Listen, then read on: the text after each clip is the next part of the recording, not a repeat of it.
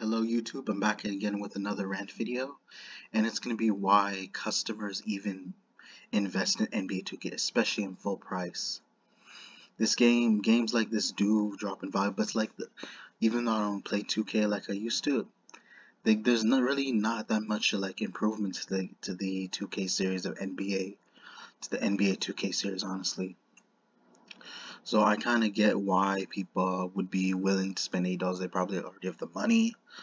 They want to interact with their friends on Discord, kind of similar to Aiden Ross and IShowSpeed because of their interaction. And you have like people who even play NBA 2K simply for the fact that they can like possibly be on YouTube and communicate. I kind of get it with popular like content creators on YouTube and on Twitch and all that. But for those who are struggling with money right now, especially with COVID, is it really worth spending $8? It just seems like these guys are so brainwashed at this point. Are willing to drop $80 in the game, but you don't even know about the reviews.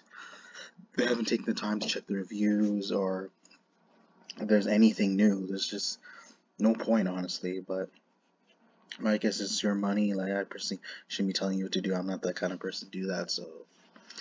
But especially throughout the past, even my cousin used to play NBA 2K. He realized how much NBA has been falling, especially in reviews and ratings, gameplay, all that. Like, it's not how it used to be. Because before, back then, it used to be really good.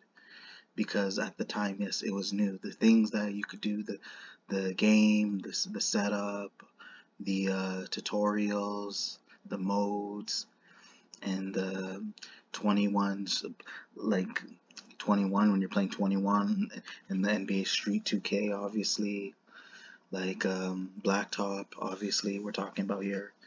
It just does not look any different, honestly. It looks the same. The graphics look like they're not getting any better, unless they start to animate the characters and make them like high tier Demon Slayer, One Piece, anime related type of graphics, honestly, for it to actually have a huge adjustment and to impress the old like fans of NBA 2K, honestly. But that's why me personally, when I invest in 2K, in my opinion, I don't really spend $80. I wait until I hear the reviews and then I buy it at a certain price. I'm only willing to spend at least 30 or less dollars to get this game in Canadian dollars, because that's where I am in Canada. That's where I was born also. For people like I keep hearing like the same thing, but 2K is just not. It's not really worth the money. It's just that it's pretty much like similar to the previous 2K games, like throughout NBA history, all that. Like the only difference that the teams are like are like the has only deals with the change of rosters in in next year for the current season. Obviously, that's going on. That just already started at the beginning of the season. That's where they only thing they really do is they just adjust the rosters. They change the rosters based on the beginning of the season of 21, 22, 23, 24, all that. But honestly, like the first one, honestly, and yeah, this is gonna be really. I'm gonna be really harsh. It's gonna be massive criticism for the consumers, the buyers. Like, you guys really aren't really know how to like invest in your money. Honestly, you don't know how to settle and wait. You're very impatient. Like, yeah, you own the game, you get to play the game, but like, is it really worth it just so you can interact with your role model? That's what I'm kind of seeing right now. Like, you guys are just so quick to spend $80 on the game, but then there are chances the game might be a shit show. But just so you can interact with someone who has multiple subscribers, a huge following, and you've been looking into back even when you were younger, and you still look at them right now as your role model. But I think that has to be the reason why people are still willing to invest that much money in 2K, simply so they can come in contact with people, because now obviously the game is becoming more interactive. It's more based on heavily relying playing online, so you have to have your Wi-Fi and shit, so to even be able to communicate with people. So I think that's how it is. That's why people are really willing to pay that much money for this game, even though eventually it'll drop. But it's simply to communicate with people online, because that's how advanced gaming is now in the current year, and then throughout like the future, because that's how games back then, you wouldn't really talk to people. It was more about like your privacy. Like you'd play video games, like you just do whatever. Yeah, you'd play online. For example, I'll give a Final Fantasy 12. You create your own character, your Final Fantasy character.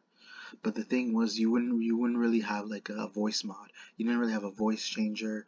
You wouldn't really be able to talk to your like party members. You wouldn't be able to talk to people that you're traveling with. It was just simply you typing on your keyboard, and they'd reply what you were typing. While in here, for instance, with the 2K online, you can pretty much get to talk with your opponent as long as you have your recorder, everything. You have your headphones, your headset, your keyboard, all that. You have your audio, and that's where it's got to the point. Even though the game is not great, it's mainly for the fact that you get to talk to people. And I get it, but like for me, I'm just in it for the gameplay. I don't really care like who I might possibly interact with. Like that's not the purpose of me playing 2K.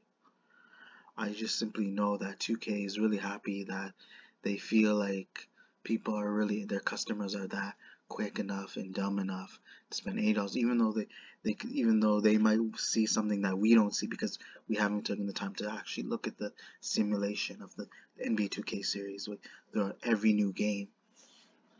So they may realize something that sucks about the game, but then for the people who immediately pre-ordered, who already bought the game, can't really see what's happening because they're that curious to figure it out themselves, that if whether they made their money or if they didn't.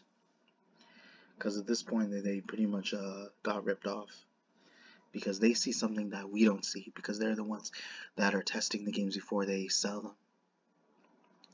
And even if even if they were to get several complaints, regardless, even if they were the thing is like customer stores. One thing I don't understand is that they take it out on the game stores when it's really the game developers that the ones that actually were responsible for the game. So that kind of logic there just shows that they're not really thinking. They're not really thinking when they pre-order NBA 2K or any games in general, or they don't really think as to who was responsible for even making these games. So the game stores are just there because they're the ones who actually bought the games from the company in order to sell them at their store so they can help keep their business alive. But that's what customers don't realize, is that they're so quick to blame it the game stores that somehow they're getting ripped off. But I can understand one thing you can kind of see, look at, like for example GameStop, like is like one thing you can argue with them about is their the store policy for returns and exchanges. You don't really get the value that you spent. You don't get it for an equal value. Yeah, I get it. But that's for gamers who already open their games, because that's the thing, that's already sealed with plastic. Once you unwrap it, then yeah, there's a chance you're not gonna make equal value. Either you get a short store credit or you have to trade in 3 games for 1 game. I don't think it's even possible you make money off of games that are unsealed, like, because the moment people realize your game is unsealed, they realize, oh, chances are I'm gonna get ripped off. So, and it could be a bootleg copy of a CD of a certain game, and then eventually is when they realize they invested 40, 50, you know how much you're willing to sell the game, and then eventually ends up busting down for them, ends up breaking down. The game is frozen.